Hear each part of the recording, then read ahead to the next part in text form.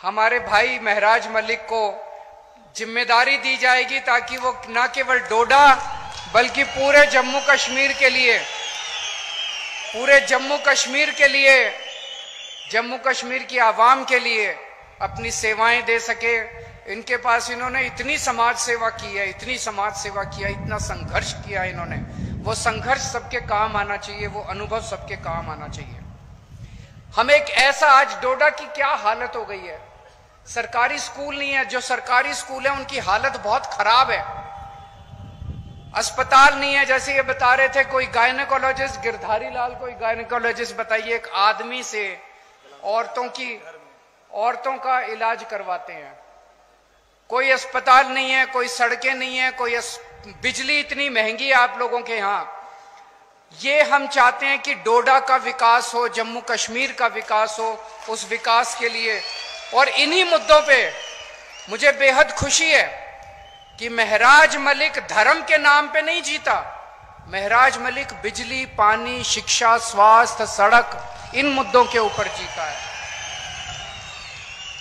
हम लोग MP MLA बनने नहीं आए, हमें एमपी एमएलए नहीं बनना, हमें मुख्यमंत्री प्रधानमंत्री नहीं बनना, हम उस दौड़ में नहीं है। आम आदमी पार्टी में हम एमपी एमएलए बनने नहीं आए। हम भी आपकी तरह त्रस्त हैं। अभी महराज मलिक कह रहे थे उनको 12 साल लगे यहां तक पहुंचने में। मैं उन्हें कहना चाहता हूं, मैं भी दिल्ली की सन 2000 में मैं इनकम टैक्स में कमिश्नर की नौकरी करता था। कमिश्नर की नौकरी छोड़ के मैं दिल्ली की झुग्गियों के अंदर जाके काम करने लगा, दिल्ली की झुग्गियों में रहने लगा। मुझे 14 साल लगे थे जब पहली जिम्मेदारी दिल्ली के लोगों ने दी थी।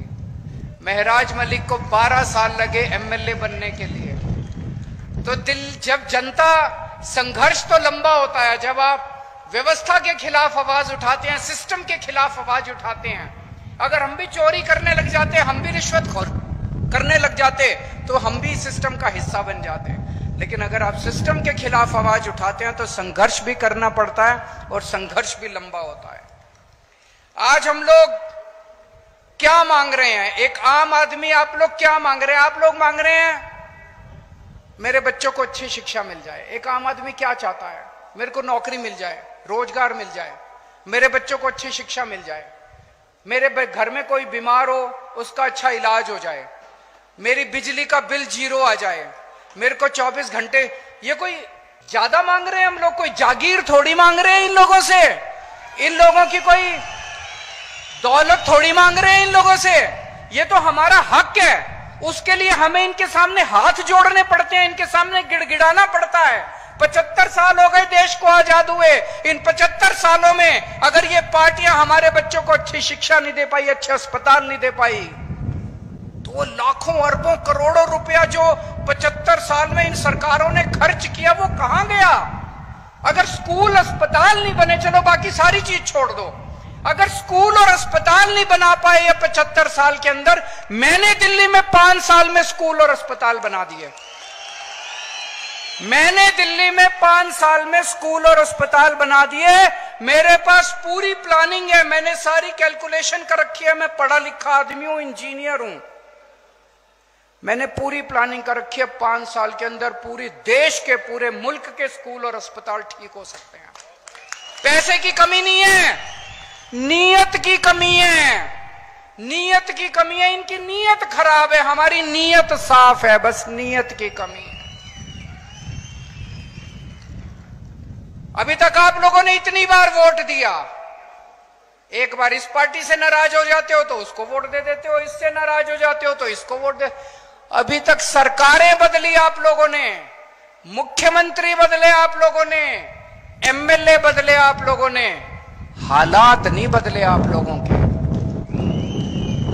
दिल्ली में अब लोगों ने मुख्यमंत्री बदलना बंद कर दिया, दिल्ली में अब लोगों ने सरकार बदलनी बंद कर दी, दिल्ली में लोगों ने पार्टी बदलनी बंद कर दी, दिल्ली में लोगों के हालात बदलने चालू हो गए हैं।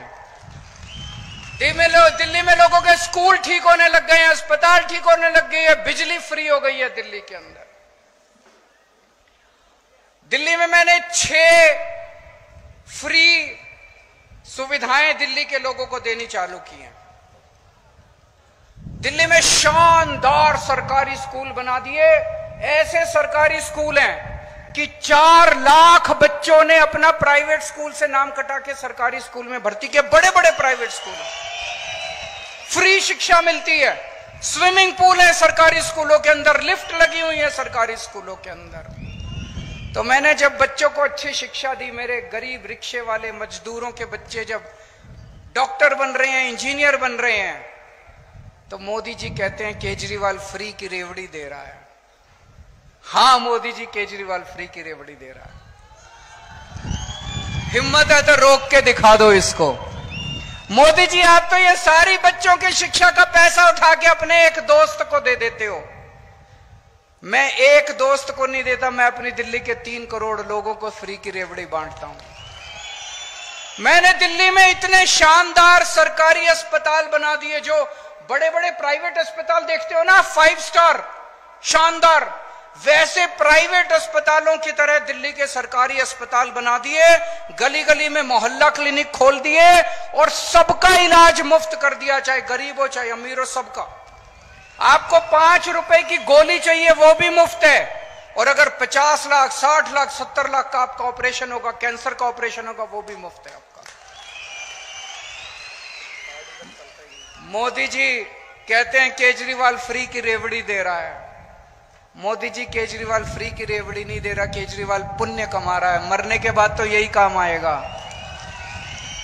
आप तो अपने एक दोस्त की सेवा करते हो, मैं 3 करोड़ लोगों की सेवा करता हूं। पहले दिल्ली में रोज पावर कट, 8-8 घंटे के पावर कट लगते थे। आज दिल्ली में 24 घंटे बिजली आती है। जनरेटर की दुकानें बंद हो गई, इन्वर्टर की दुकानें बंद हो गई। दिल्ली में और पंजाब में 24 घंटे बिजली आती है, फ्री बिजली आती है, बिजली का बिल 0 आता है। दिल्ली के अंदर हमने महिलाओं की बस यात्रा फ्री कर दी, पानी 0 पानी फ्री कर दिया। दिल्ली के अंदर हम तीर्थ यात्रा करवा के लाते हैं बुजुर्गों को, वो फ्री कर दिया। अब हर महिला को हर महीने 1000 रुपए उनके अकाउंट में दिया करेंगे, जितनी महिलाएं दिल्ली के अंदर हैं। तो मोदी जी मुझसे बड़े चिड़े हुए हैं, कह रहे हैं केजरीवाल मुफ्त की रेवड़ी देता है, केजरीवाल मुफ्त की रेवड़ी देता है। हाँ, मैं कहता हूं मोदी जी केजरीवाल मुफ्त की रेवड़ी देता है। ये मुफ्त की रेवड़ी नहीं है, ये ऊपर वाले का प्रसाद है। आपका पैसा है, आपके पैसे से आपको सुविधाएं दे रहे हैं। मोदी जी आपका सारा पैसा लूट के अपने एक दोस्त के खाते में डाल देते हैं, उसको सब कुछ, उन्होंने पूरा देश अपने दोस्त को दे दिया। इस वजह से उनको मेरे से तकलीफ है। 22 राज्यों में बीजेपी की सरकार है, 22 राज्यों के अंदर, उन 22 राज्यों में ये बिजली मुफ्त नहीं कर पाए, वहां पे ये स्कूल ठीक नहीं कर पाए, वहां पे ये अस्पताल ठीक नहीं कर पाए, वहां पे ये इलाज मुफ्त नहीं कर पाए, वहां पे ये कोई सुविधा नहीं दे पाए जो सुविधा मैंने दी। तो फिर इन्होंने क्या किया? इन्होंने कहा केजरीवाल को गिरफ्तार कर लो, केजरीवाल को गिरफ्तार करके इसके काम बंद कर दो। मनीष सिसोदिया जिसने स्कूल बनाए उसको गिरफ्तार कर लिया ताकि स्कूल खराब हो जाएं। सतिंदर जैन जिसने अस्पताल बनाए और जिसने फ्री बिजली दी उसको गिरफ्तार कर लिया ताकि आपकी फ्री बिजली बंद हो जाए। केजरीवाल जिसने ये सारे काम करे उसको गिरफ्तार कर लिया ताकि दिल्ली के सारे काम बंद हो जाए। लेकिन हमने तो पुण्य कमाया, हमने तो आशीर्वाद कमाया, प्यार कमाया, विश्वास कमाया आप लोगों का। आप लोगों के आशीर्वाद से, करोड़ों करोड़ों लोगों के आशीर्वाद से छूट गए हम लोग जेल से। मोदी जी की नहीं चली भगवान के सामने, छूट गए। मैं भी छूट गया, मनीष सिसोदिया भी छूट गया, संजय सिंह भी छूट गया। संजय सिंह को भी गिरफ्तार कर लिया था, किसी को नहीं छोड़ा हमारी पार्टी के अंदर। अब मैं बाहर आ गया और मेरा एक ही मकसद है, पूरे देश में घूमूंगा मैं। और महराज मलिक जैसे, मैं चाहता हूं कि महराज मलिक जैसे युवा सामने आए जो सेवा कर रहे हैं, संघर्ष कर रहे हैं जनता की, राजनीति में आए और राजनीति के अंदर इस देश की जिम्मेदारी संभालें। हमें हुक्मरानों को जवाब देना है कि सरकार का मतलब भ्रष्टाचार और गुंडागर्दी नहीं है। सरकार का मतलब काम, सरकार का मतलब सेवा, सरकार का मतलब खिदमत, सरकार का मतलब जनता की जिंदगी में बदलाव, जनता की तरक्की। मैं महराज मलिक का जब संघर्ष देखता हूं तो इनके अंदर मुझे अरविंद केजरीवाल दिखाई देता है। जिस दीवानगी और जिस जज्बे से मैंने अपनी इनकम टैक्स कमिश्नर की नौकरी छोड़ी थी और झुग्गियों में जाके काम किया था, आज 12-13 साल का इनका संघ, 12-13 साल भी क्यों, 2008 में इन्होंने गुलाम नबी आजाद के खिलाफ आवाज उठाई थी।